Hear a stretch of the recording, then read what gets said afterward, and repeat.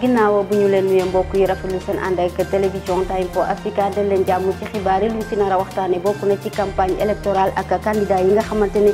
jamono ji ñu ngi woy di lawal seen liste waaye askan wi ñooy tànn ana ku ñuy tànn ko am xaalis wala ko am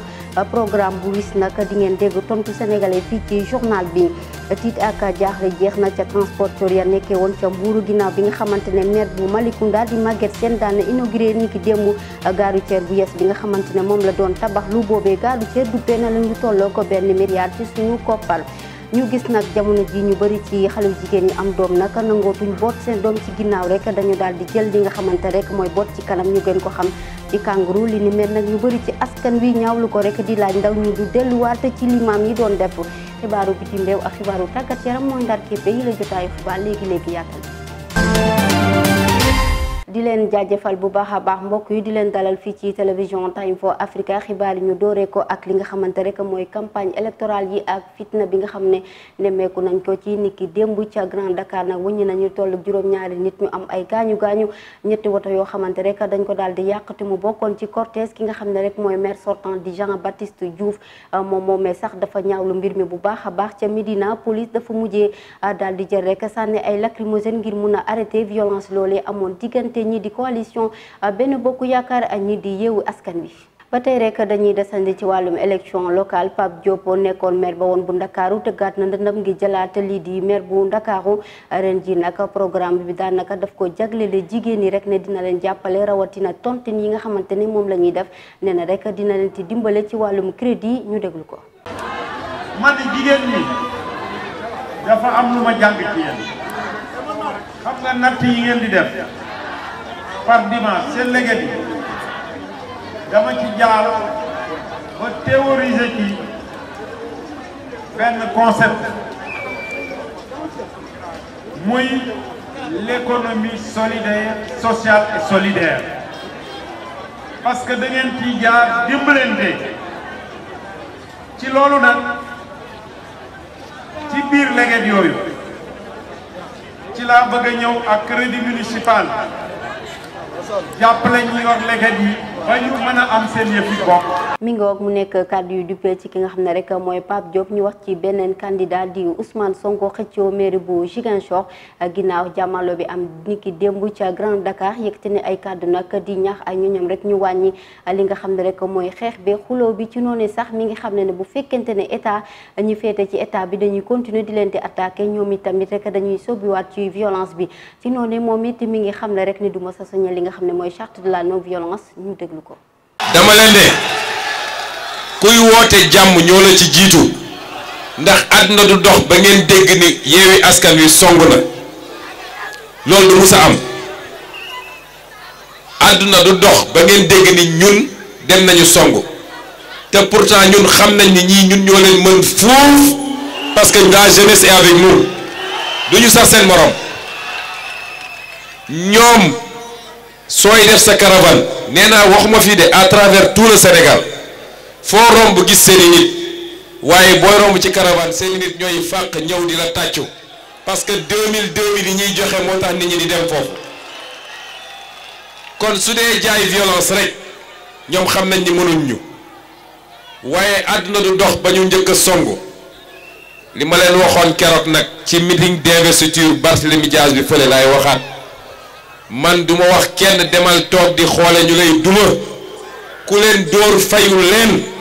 parce que loolu moo koy régler gis nga charte de la non violence xam nga mooy lan mooy ñu dem ba ni ñu tuddee équilibre de la terreur liy régler problème bi mooy ñu dem ba Macky Sall xam ni su dóoree ñu fayu loolu rek moo koy régler. ginnaaw fitna bi ak jàppante bi nag jamono ji bokk na ci moment yi nga xamante ne candidat yu bari si la ñuy profité ndax kenn ku ne loo xamal sa morom ci lu bon rek nga daal di ko wax li ni mel nekk loo xamante ne ñu bari ci askan yi ñaawlu nañ ko rawatina ki nga xam ne rek mooy Abdoulaye Mbow nekk journaliste analyste politique ñu déglu ko ci téléphone Bassindo. campagne électorale moom bu daal di jotee Sénégal moo xam sax lu dul campagne électorale dañuy ko fekk moom vraiment wax yu ñuy waxante ay wax yu ñagas la wax yoo xam ne daal boo koy xool lu si bari li ñuy duppee violence verbale moo si ëpp ma jàpp ne nag ni li nga xam ni ñoo di leader politique responsable politique wala boog candidat yi nga xam ne dañuy bokk si ay jongante moo xam local la moo xam législative moo xam leneen lu mu munti doon la war nañoo mën a fexe ba nga xam ne daañu andi li nga xam ne moo di discours programmatique que le débat soit un débat programmatique vraiment lépp li nga xam ne rivalité la mu nekk rivalité programmatique lu ñu ne nag zéro violence mënul na ñàkk zéro violence moom mënul am ci campagne mënul am ci langue politique mënul am ci ay élection waaye nañu fexe ni ñu ko gën di mën di wàññee waaye loolu ci kaw ñi nga xam ne ñoo ko sekk ñoom ñu gëm ni politique itam bu ñu ne l'art de gérer de la cité du l'art de profiter de la cité ou l'art de vraiment profiter de la naïveté des habitants de la cité il faut quand même ñuy xoolante ci bët mën di waxam di dëgg waaye ci kaw képp ki nga xam ne yaa ngi taataan baatu askan wi nga jiital programme nga wax programme ba nga xam ne programme boobu buñ la fale programme boobu tax ñu fal la ki nga xam ne dafay wut yore moyen moom dafay profité si li nga xam moom di situation de précarité sociale population bi maanaam dafay profité si ñi nga xam ne dañoo am ay jafe-jafe koom wala boog si ñi nga xam ne vraiment ndóol dal na leen dëgg-dëgg defe naa ni si la ñuy profité mobilité ñooñu parce que ñooñu itam dañuy jàpp ni période de rente lay doon diggante ñaari semaine la diggante ñetti semaine la diggante weer la diggante moo xam ñoom daañu si mën a am dara loo xam ne moo di dépense loo xam moo di mbuub bu leen solal ak li nga xam ne moo di activité parce que itam budul loolu rek duñu am ay activités yoo xam ne dañuy yëngu. ñu jógee Dakar wutali Mbour wax ci contentement ak mbégte bi nga xamante ne dawalkatu woto yi nekk ci Mbour am nañ ko niki démb ginnaaw bi nga xamante ne kii di Maguette Sène di maire bu Malicounda amal na inauguration gare routière bu yees boobee nga xam ne moom la fa daan tabax gare routière boobu dikkee ko lu tolloo ko benn milliard ci suñu koppar moom Maguette Sène buñ sukkandikoo ci moom sax mi ngi xam ne depuis atum 1972 ba 2014 commune bi amul benn gare routière bu mel noonu ci gàttal nag ñu wax leen ne gare routière bi lépp loo xayma rek ci lu baax loo xamante ne nit mën na ko jëfandikoo am na ko waaye tamit dina gën a yaatalaata dem beeg dikk bi diggante Mbour ak yeneen région yi nekk fii ci Sénégal. waxat ci élection locale yi ana kan la sénégalais yi di fal ci seen mairie yi ñoom nag ñoo ko xam ñu déglu reportage bi nga xam ne Barthélemy defal nañ ko. dimanche bu ñu jëm mooy wooteeb élection gox-goxaat yi ci la askan yi di tànn mairie yi pour seen gox ak ban candidat la ñu war a tànn kii nag jàpp na ne dañoo war a tànn ku mun a dimbale askan yi. dañoo bëgg daal ku mun a yor réew mi dimbali asakan bi loolu lañu la gën a bëgg waaye suñu quartier bi noonu ñu bari maa ngi dégg ñu wax ay norma Barthélémy Dias la ñuy wooteel kon ñoo xam naa ni nit ki nga xam ni daal mun na yor réew mi ak jàmm asalaam indi jàmm asalaam dimbali baadoolo yi moom loolu la kooku laa gën a bëgg ñuy wooteel loolu laa bëgg. li gën a wóor mooy tànn koo xamee dafa sincère te mën a diriger gox. ku ñuy choisir mu riche wala mu pauvre loolu amul importance na doon ku mën a diriger gox bi. xam nga politique Sénégal arnaque kese la li ñu wax ak li ñu def dafa wute lool ci ñoom li ñu gis ak population ngir man dañoo war a woote ku sincère ki nga xamee ay projet yu bari koo xamee mu ngi fii pour développer commune bu mu nekk. kii nag jàpp na ne am xaalis taxul ñi woote ku ñu warul woote waaye woote ki dimbale askan yi mooy gën. waaw jamono ji ma bëggoon voté man damay voté koo xamante ni am naa yaakaar ne mën naa njëriñ askan wi parce que am xaalis ak yooyu yëpp amul sens li am sens mooy nga yërëm population bi dimbale néegu doole yi te ñu bàyyi ñu am xaalis di dimbalante seen biir ñam xaalis ñu dimbale seen biir loolu moo sonal askan wi dañ dimbale ñoo xamante ni amaguñ dara da ngay gis jeune boo xamante ne dafa jàng ba toog mbaa mu jàng métier ba toog am léppam benn nit téye ko di ko exploiter ci côté bi man daal su ma demoon bay voté mais voté koo xamante ne am naa si moom yaakaar te dimbale dina dimbale dina ñu liggéey dimbale nit ñi daal mais pas affaire de xaalis yooyu noonu man yooyu sonalu moom moo tax boo xoolee man daal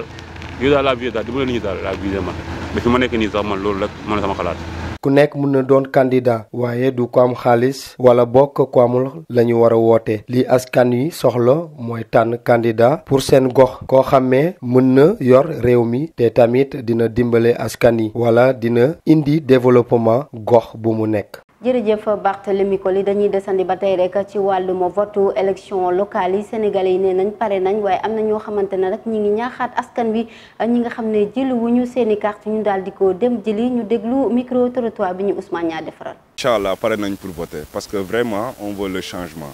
parce que comme que affaire commune la te aussi ñun ñëpp dañ ci war a jàpp ñun jeunesse bi parce que ñun ñooy avenir u ëllëg. moo tax cette fois-ci boo gisee sax jeunesse su Sénégal yëpp dañu mobiliser ci local yi li nga xamante fee la boo xamante ni sax li ñu koy gis ci élection bariwul mais élection yi moom ñëpp ci taxaw parce que on veut vraiment le changement. da nga war a dem imposer wu jël seen carte dem voter comme ñëpp loolu c'est un droit ku nekk da nga nar a voter ji daal waaw. waaw je suis prêt pour élection yi pour voter ji incha allah nañ ci àgg ak jàmm comme campagne yi ni nga ko commencé nañ ko àgg ak jàmm parce que li des bëreetul. élection yi dimanche la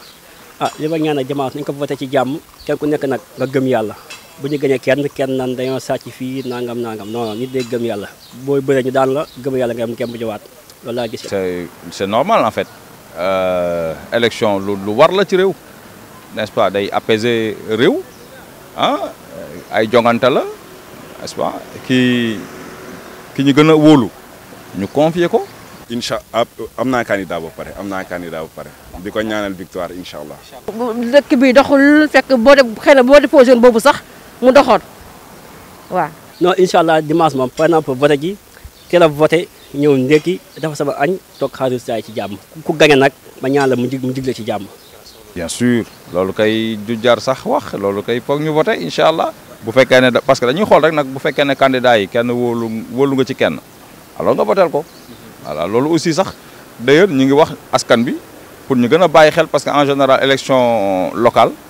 c'est pas la grande affluence nit ñi duñ ko jox trop importance alors que vraiment moo ëpp solo parce que pouvoir bi nekk ci kaw moom la ñu wàccee ci suuf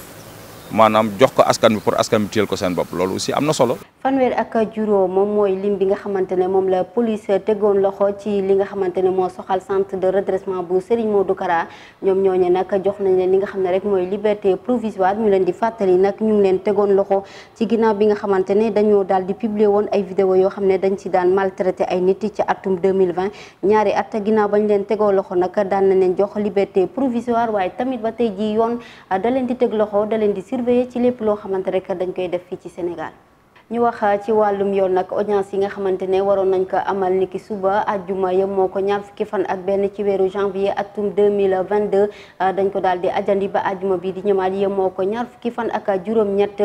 te ñu waroon ko amal ci tribunalu Pikine bu Dakar ak bu Guédiawaye waaye tamit bu Rufisque li ko waral mooy élection locale yi ndaxte ñu bëri ci magistrat yi dañ leen affecté ci commission départementale yi ngir rek ñu daal di toppatoo li nga xam ne rek mooy vote électoral bi. jamono di dox nag fii ci Sénégal ñu gis ñu bëri ndaw yi nga xam ne dañoo yor ay bébé nangootu ñu bootee seen doom ci ginnaaw dañuy préféré sax jël li nga xam ne rek mooy kàngu maanaam boot sa doom ci kanam li ni mel nag ñu bëri ci askan wi dañ ko ñaawluwaat nag ba tax ñu leen di ñaax ñu dellu si waat ci mboot bi nga xam ne maam yi loolu lañ doon def ndax loolee am na njëriñ lool ñu déglu reportage bi nga xam ne Sina Boudia defal nañ ko ak Cheikh Gueye. jamono ji ñu nemmeeku ñu bari ci ndaw yi nag booteetuñu seen ginnaaw loolu nag nekk lu askan wi di ñaawlu lool ñenn ñi jàpp ne dañuy roy nasaraan yi. non man sama doom moom duma ko bootee ci kanam moom parce que xale yi ñu bari moom viiwu tubaab bi rek la ñu topp te ñun du ñuy tubaab sénégalais lañu ñun bi ñu juddoo suñu maam yi dañ leen a fekk ñuy boot ak mboot doom daal li koy sàmm mooy sa ginnaaw booy nampal sa ween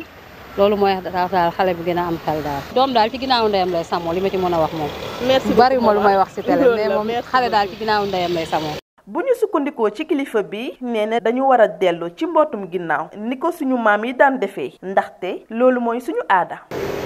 lépp lu ñu fekkee suñu maam yi ak suñu baay yi di def booy boo ñu topp loola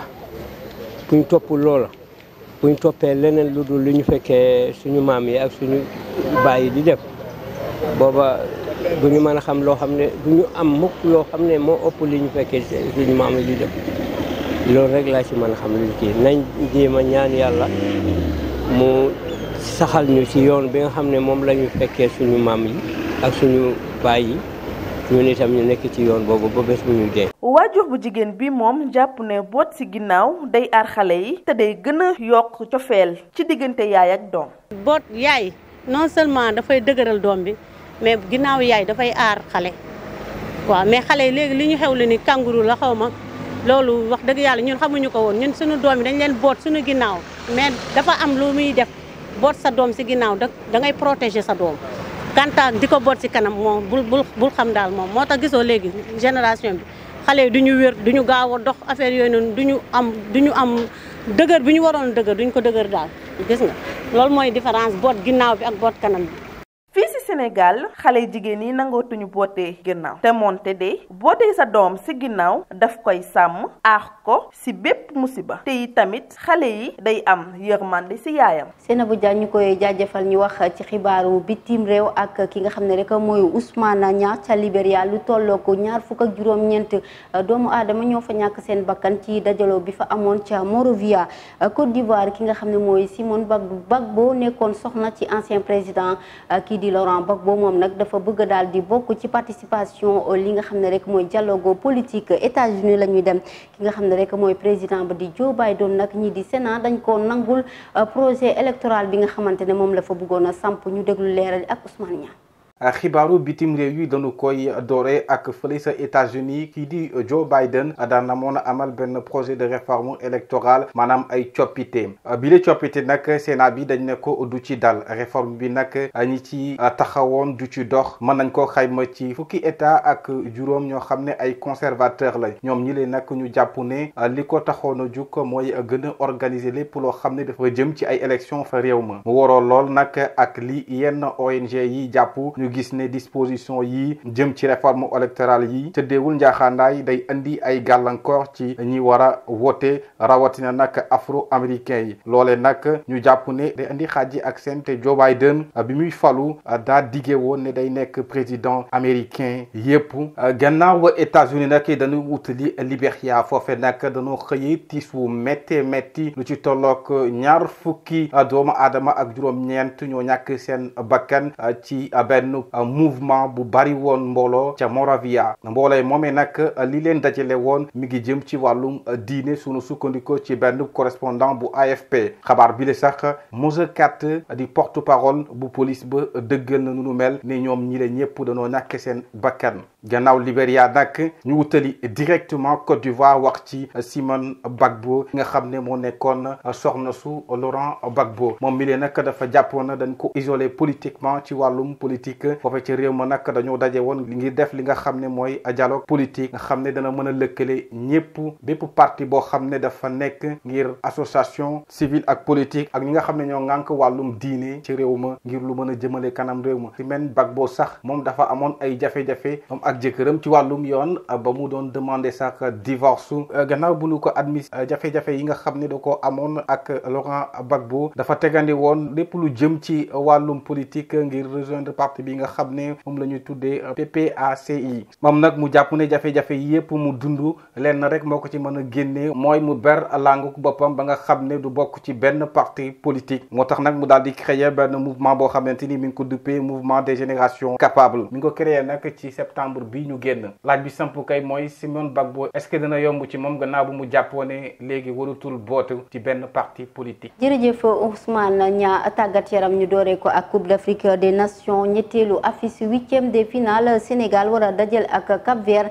ñi di Algérie nag waa Côte d'Ivoire ñoo leen di éliminer mu mel ni ren ji équipe bu mag bi jëloon Coupe d'Afrique bi 2019 ren ji dafa daal di daanu bu baax a baax leeral yi ak Momar Seck. xabaaru tàggat yaram dañu koy doore ak équipe nationale bu Sénégal nekk fële ci diwaanu Bafoussam ginnaaw nag seen qualification ci 8e de finale yi niki nag démb def nañ seen séance d'entraînement waaye nag séance d'entraînement bi li ñu fa gisoon nag mooy kii di nag Pape Matar Sarr amoon na ay jafe-jafe niki démb loolu la ñuy waxtaane woon waaye nag ginnaaw bu ñu sukkandikoo ci xibaaru tey ji moom kii di nag Pape Matar Sarr am na wér te dina mën a bokk ci match bi nga xamante ni moo war a dox diggante Sénégal ak Cap-Vert xam nga ne kon Sénégal Cap-Vert lay am ci 8e de finale yi ñu jàpp ne kon tamit kii di Cheikhou Kouyaté du ci mën a bokk beneen xibaar bu neex ci équipe nationale bu Sénégal mooy ki nga xamante moo di Ismaïla Sarr moom milee xam ngeen ne nag dafa demoon fële ci diwaanu FC Barcelone ñu ko fa doon fàcc waaye tamit réathlétisation bi nee nañu nag noppi na ba Sénégal daal su yàlla defee nag mu mun a jóge si 8e de finale yi Ismaïla Sarr dina mën a jouer si yeneen match yi kon ñu jàpp ne kon ay bés gu ñu dëgmal daal Ismaïla Sarr dina mën a ñëw fekkee si match bi Sénégal nag footballam ki nga xamante mooy Joseph Antoine Bell mu ngi koy critiquer ma di ko ñaawlu ndaxte nag xarxanam bi nga xamante ni wone nañ ko ci Coupe d'Afrique bi daal nekkul xarxanamu gaynde dëgg biñ leen xamee moom nag nee na daal xëj na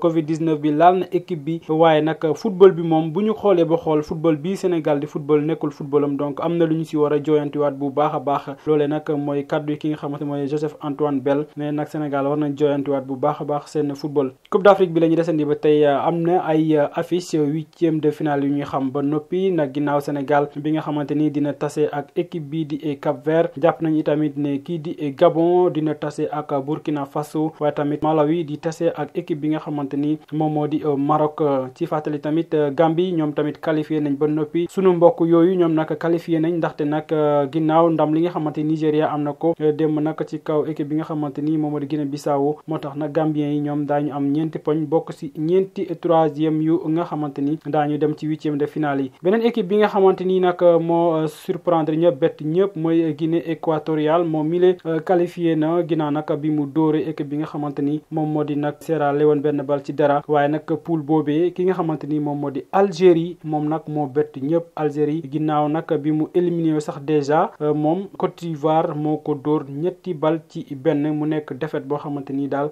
jaaxal na ñëpp ndaxte Algérie benn poñ dong la am ci Coupe d'Afrique bi moom Algérie dugal benn but kon mu ngi noonu feneen yi ñoom jaare nañu noonu jógee ci Coupe d'Afrique bi Sénégal nag moom dina jouer kon si ñaar fukki fan ak juróom si weeru janvier bu ñu dëgmal digganteem ak Cap-Vert bu ñeenti waxtu jotee. Momadou Seck ñu koy jaajëfal bu baax a baax di ñaanal suñu gaynde yi yàlla may leen ndam encore une fois si match bi nga xam ne moom lañ war a amal ak Cap-Vert mbokk yi lii moo nekkoon xibaar yu gëneen fës ñu leen di jaajëfal ci ànd bi di leen jox dig daje ba suba incha allah fii ci Time for Africa.